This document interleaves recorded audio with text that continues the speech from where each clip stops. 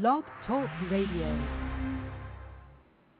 Hello, everyone. Good morning. This is Laurie Smith on Blog Talk Radio. It's January 10th, 10 a.m. here in Calgary, Alberta, and this is Child Abuse Prevention and Human Rights Abuse Prevention is up to us. I'm so glad that you can join me.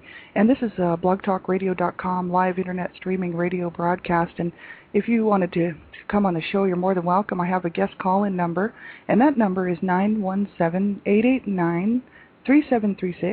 And if you have something, topic related, or you just want to tell your story and say hello to everybody, please do. And I have a chat room up with lots of information typed in there.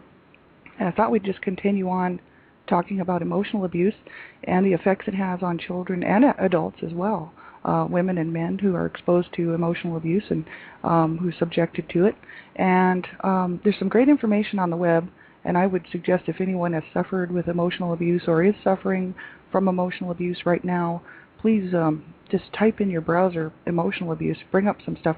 I have lots of resources that I'll pass your way, and I thought we'd just start with that. What I wanted to begin today's show with is I belong to the Silver Braid organization, and they have today the first annual, it's the 2010, the first Silver Braid Survivors of Violence Day, and it is a day of prayer set aside, of prayer and remembrance for all of those who are suffering and who have suffered domestic violence, sexual assault, any violence and abuse in their lives. And we're just holding this day. This Silver Braid organization, started by Ann Bissell, is holding this day in remembrance.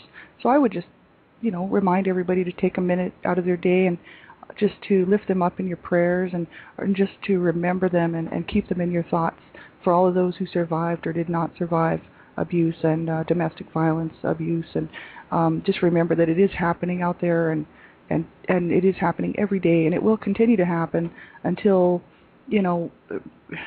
there's so many issues at hand. We could spend hours, we could spend years talking about it. So we'll just get going on what I had here. Just remember to keep them in your prayers today. It's a day that all of us are getting together just to keep them in our prayers and thoughts. So, and also there's a petition going around to add cyberstalking to restraining orders. That is found at www.gopetition.com, and it's called Add Cyberstalking to Restraining Orders. And that is also set out by the Silver Braid Domestic Violence and Education resource by Deanna Phelps. So be sure and sign that petition. They need 5,000 signatures to make it a law, and it's very important. Cyberstalking is a crime, and we need to have that set in place to add it to restraining orders. It's very important. You could save someone's life. You could save someone's life by signing that petition. So I would ask that you do, and I did, at www.gopetition.com. Very important. And I just thought we'd pick back up where we were. I was reading from, it's Health Canada, www.phac-aspc.gc.ca. It's a child abuse prevention resources put out by Health Canada. Emotional abuse, it's information from the National Clearinghouse on Family Violence. And we were talking Friday, about what emotional abuse is. And it's rejecting, degrading, terrorizing, isolating, and corrupting and exploiting, denying emotional responsiveness, and those are the general characteristics of emotional abuse. There's no real universally accepted definition, they said on that document, of emotional abuse, but it's just we know it's happening, and it's hard to define, but we all know that it does happen. And so we were going through a lot of the issues surrounding emotional abuse, and I thought we'd just keep going with that. It is such a problem all over the world, not just in North America. Keep in mind, this is happening all around the world, and in North America, thank God, we have resources available to us, and we can reach out, whereas most of the world is still living really quite behind the times, and people don't have the resources that we have. So make sure that you do reach out and get help. This is one great thing about North America and other parts of the world too that have come up and stepped up to the plate to help abuse victims and survivors and to help make some real changes out there. There's so many people, and if you need some more information and you want to get a hold of me, please do sign in as a user on Blog Talk Radio. Send me a message. I have tons and tons of resources, or just start getting on the web, because There's so much information. So we were going through facts to consider about emotional abuse, and that that it really causes serious emotional behavioral problems, including depression, lack of attachment or emotional bond to a parent, and it's just poor social skills and stuff. And this is so so true. It just happens so much in our world, And if you're suffering with this, remember you're not alone, and it's not your fault, and that you have to hang in there. You have to hang on and make the right choices for yourself, and really start looking around. Get some support. Find someone in your world who can back you up, and reach out. If no one's reaching out to you, make sure you reach out to someone who you can trust. And if you don't have anyone you can trust, call a crisis line. Call someone who has that knowledge, because like I'm not a counselor, and I'm not qualified to give any counseling advice or legal advice, but there are people out there who can do that. And just with looking in your phone book, pull up crisis lines. There's toll-free crisis lines and family violence lines with people who are qualified, who can give you the proper advice on how to go about how to get yourself safe. That's the main thing. And if your life is being threatened right now, please dial 911. Leave the show. Dial 911 if you think your life is in danger or your children's lives are in danger, because this is so important. This is why I'm on Blog Talk Radio, just to be one more voice. If anyone's listening and can hear this program, to make sure you get yourself to safety. Do not suffer abuse. You do not deserve it. I can't express that strongly enough. Reach out and get some help. Dial 911, whatever you have to do. It's so important. So we were talking about, that repeated verbal abuse, such as blaming. I'm just reading right from this article from Health Canada. Repeated verbal abuse, such as blaming,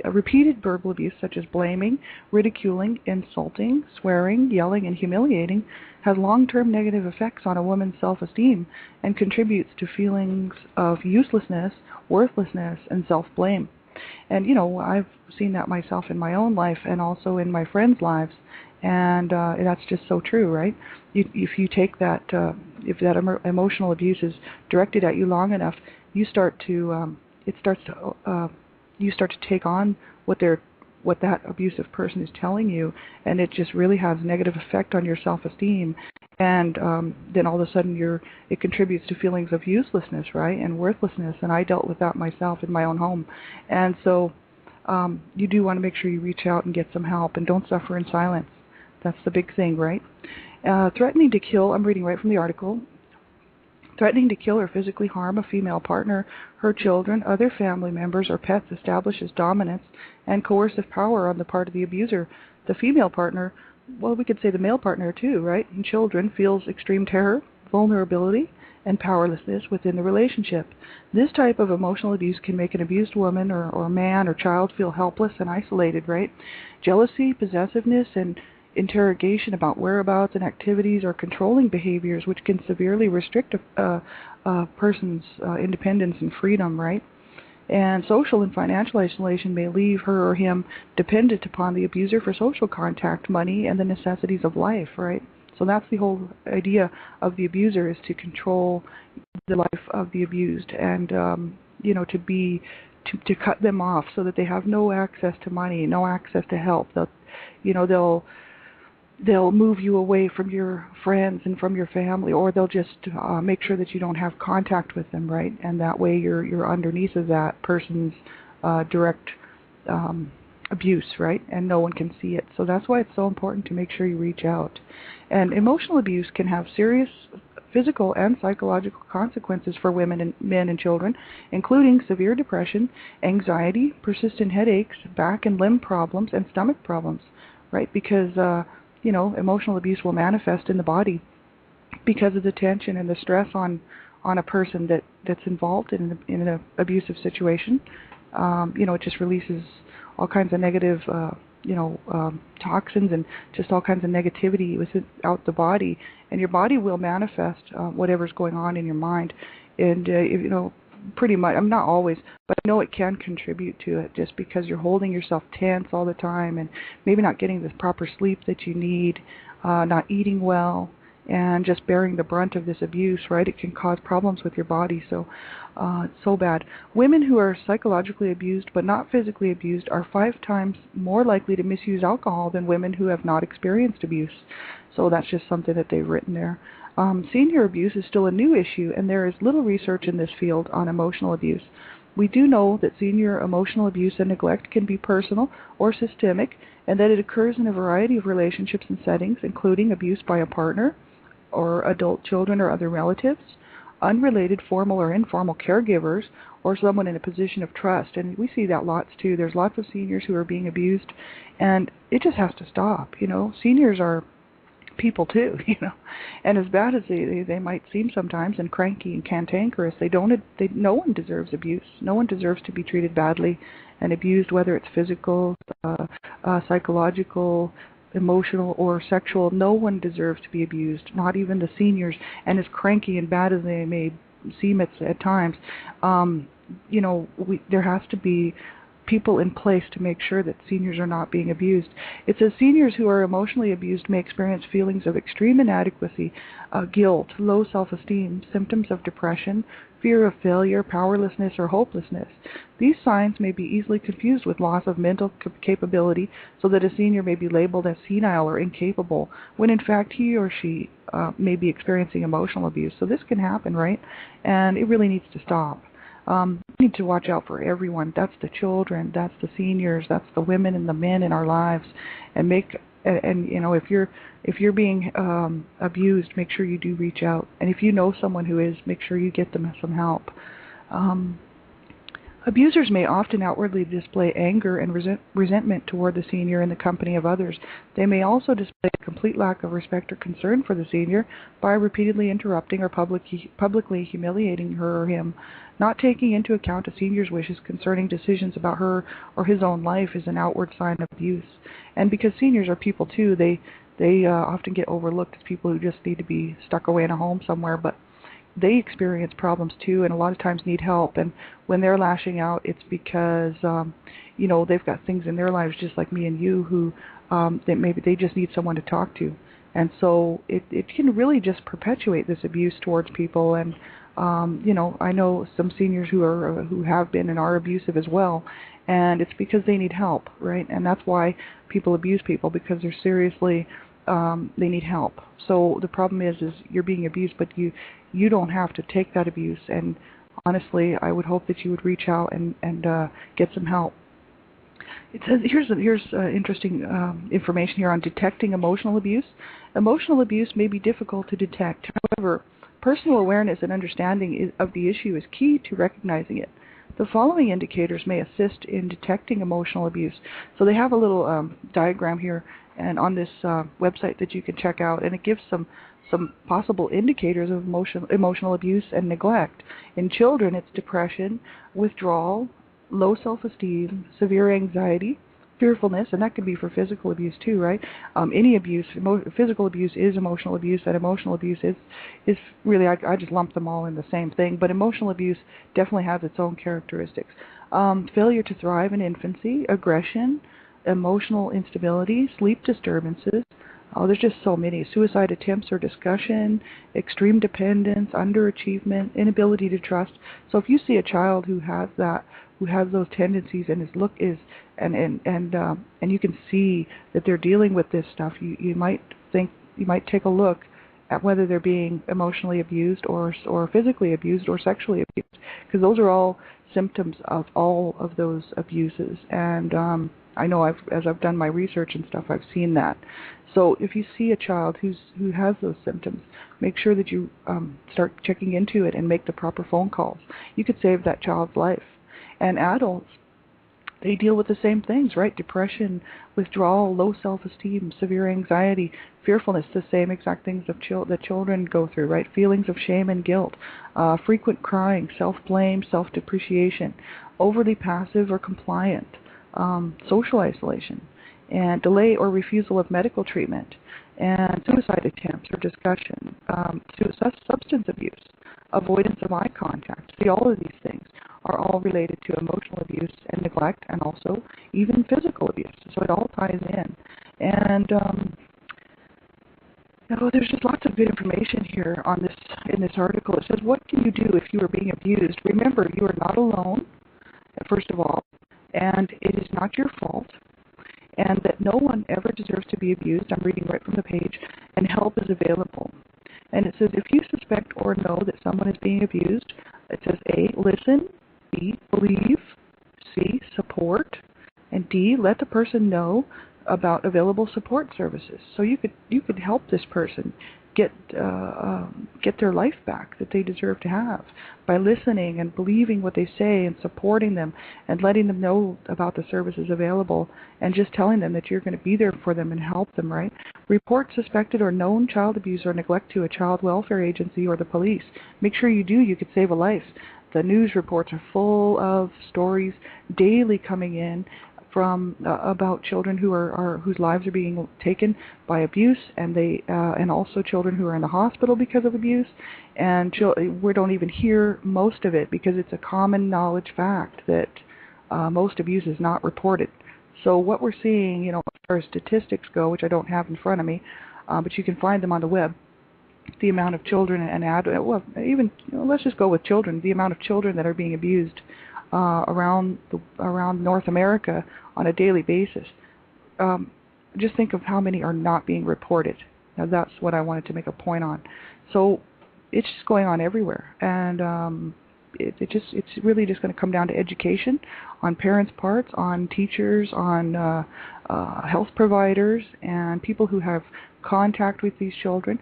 Make sure, and neighbors even, right? You hear a child screaming, or you hear parents screaming at their children, there's a problem. It should never come to that point. And I'm talking, really screaming it. You need to make sure that you don't just say, oh, well, it's not my problem, I'm not going to get involved. Make the phone call. It's worth it. You could save that child's life.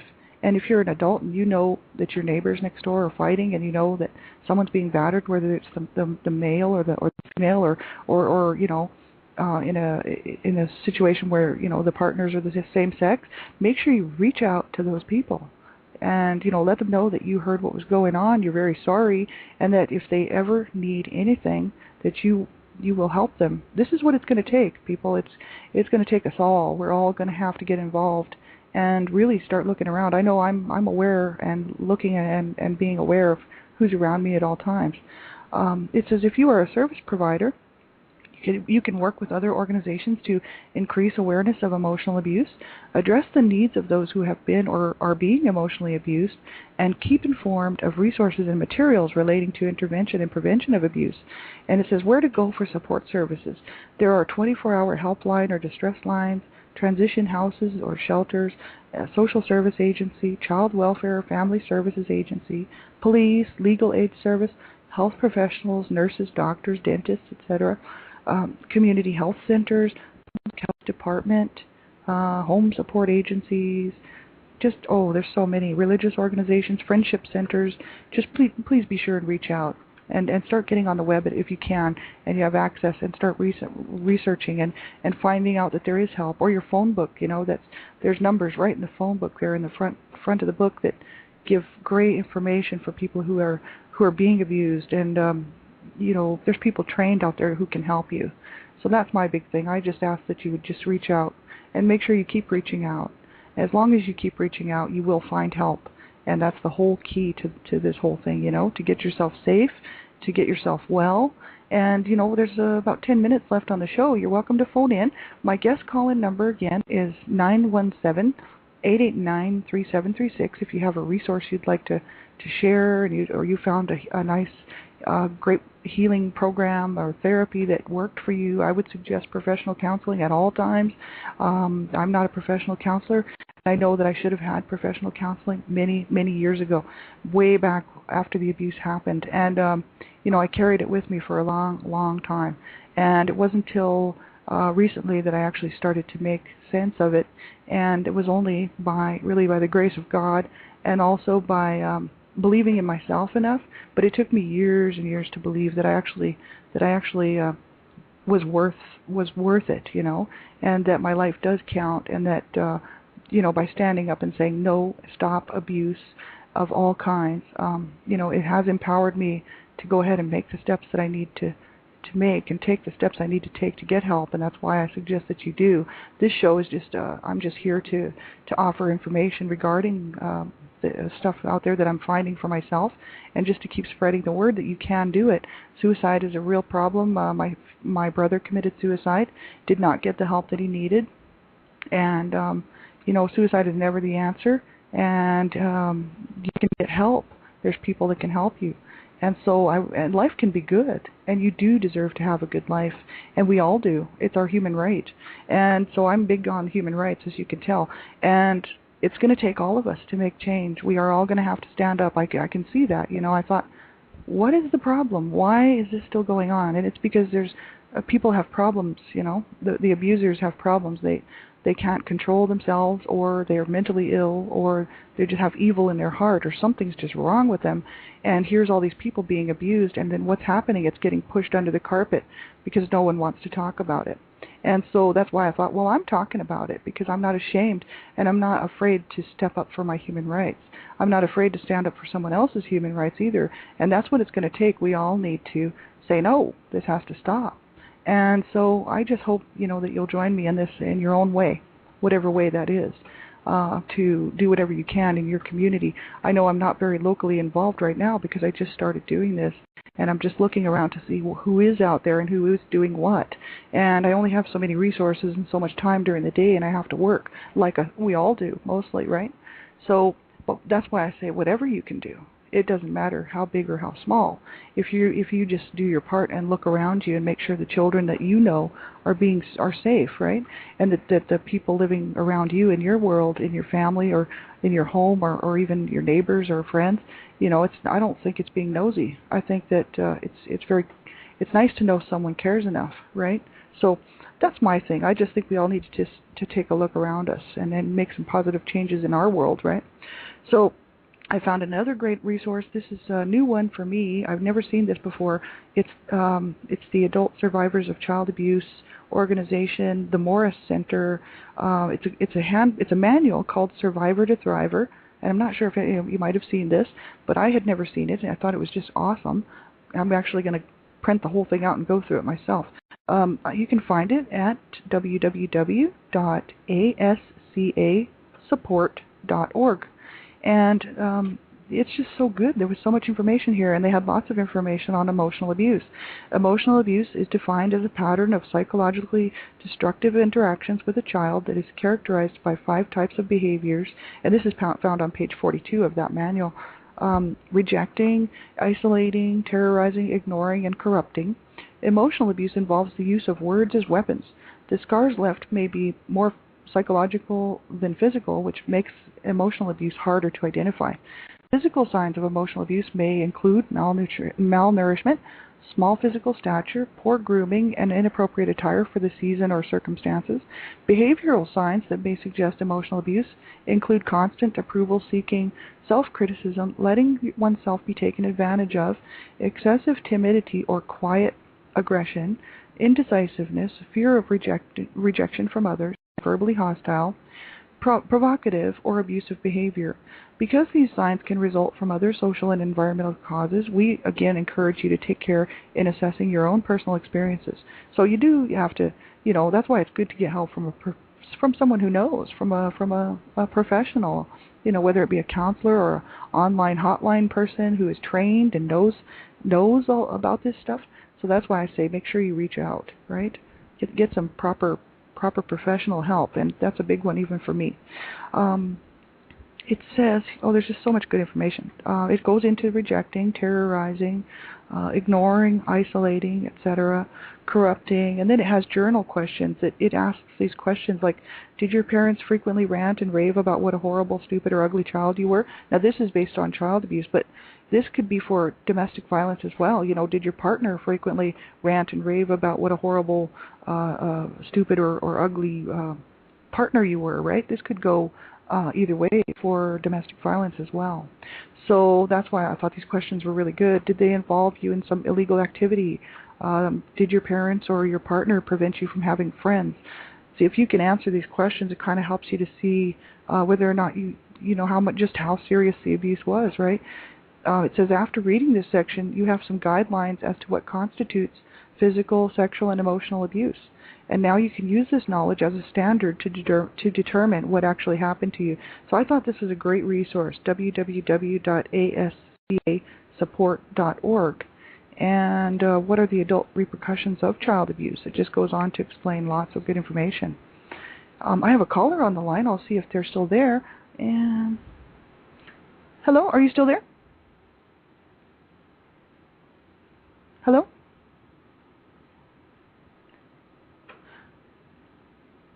No, I'm sorry. I think I missed someone. I was just reading from my page and didn't see my switchboard, so sorry about that if I've missed you. And if you have any questions for me, be sure and leave them there on the chat room, and I'll try to get back to you. There's lots of good information on self-sabotage here. It says where low self-esteem is the primary feeling of the adult survivor, self-sabotage is the corresponding behavior pattern in the external world. Self-sabotage is any kind of conscious or unconscious behavior that undermines your successful functioning in the world. Self-sabotage may range from buying a lemon of a used car to losing one's checkbook, or to becoming involved with an alcoholic partner, to engaging in life-threatening activities. And you may allow yourself to be exploited by a boss or engage in physically harmful or potentially dangerous activities, such as cutting yourself or engaging in unsafe sex. Typically, one's pattern of self-sabotage is closely related to one's personal issues and family history. Survivors who grew up in addictive families may self-sabotage by driving while drunk or getting caught with illegal drugs. Survivors from violent families may tend to get themselves beaten or injured. See, I've seen all of this. Survivors from wealthy families often find themselves losing money, getting swindled, or making bad investments. Studies have shown that survivors of child sexual abuse are more likely to be assaulted as adults. So, I mean, this is just horrible, and this is the kind of stuff that can happen, right?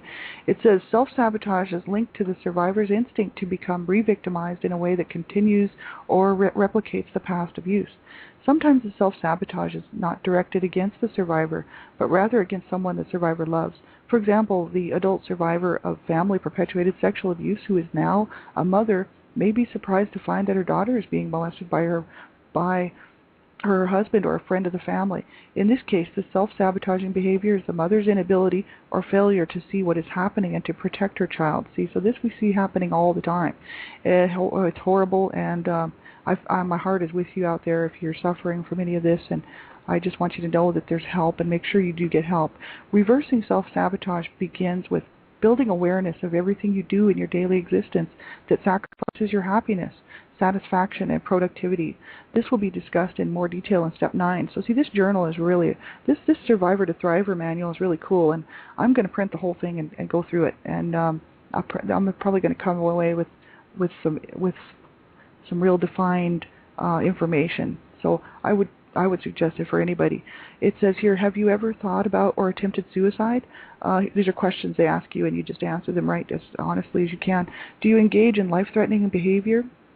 Do you ever put yourself in dangerous situations? See, all of this I totally know about and experienced myself. Do you ever purposely harm your body? Do you ever feel that you are your own worst enemy? I totally know where this is coming from. Do you have frequent accidents involving bodily injury? And do you pick the wrong kind of people as friends or lovers? Now, those are just questions that they were asking about, the self-harming and the self-sabotaging. We got about a minute left, and I just wanted to go through some resources. Dream Catchers for Abused Children, I'm a volunteer with them, and I would suggest you go on their website. The resources are just absolutely awesome, and you can just go there, www.dreamcatchersforabusedchildren.com, and look under the tabs. There's so much information there. You can spend hours, literally days, looking at that website. And Michelle Rosenthal, founder of Heal My PTSD, she's going to be on the show Wednesday night, 6 p.m. Mountain Standard Time, 8 p.m. Eastern Standard Time, and she's going to talk about conquering the past, creating the future, awareness, education, treatment, and healing of post-traumatic stress disorder. I'm so happy she's coming on the show. It's going to be wonderful. I hope you can join us. And suicide crisis info, make sure you get help. Kevin Caruso, www.suicide.org. Oh, he's got a great website. Please check him out. www.suicideinfo.ca is another good one. And make sure that you do keep reaching out. We are adult survivors of child abuse and neglect. That is www.wearesurvivors.org. And the Silver Braid organization. That's just, you got to check that out. www.thesilverbraid.org. And child abuse survivors, safe place for survivors and their support. Make sure you check them out. There's so much information. Please get a hold of me.